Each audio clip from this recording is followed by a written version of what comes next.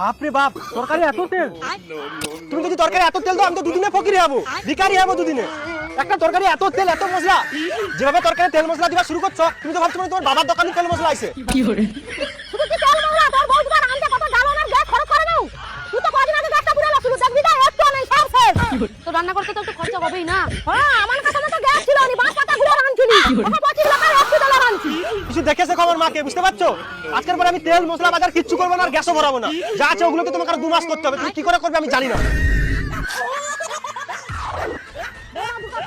চলো চল। এই যে চা।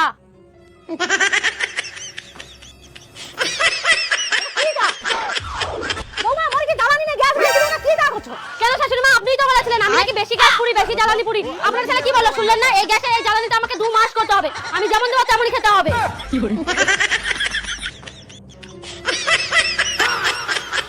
আরে এটা কি তরকারি? কেন কি তরকারি মানে? তরকারিতে কি তেল বেশি আছে না মশলা বেশি আছে? দেখো তো কি আছে তাই?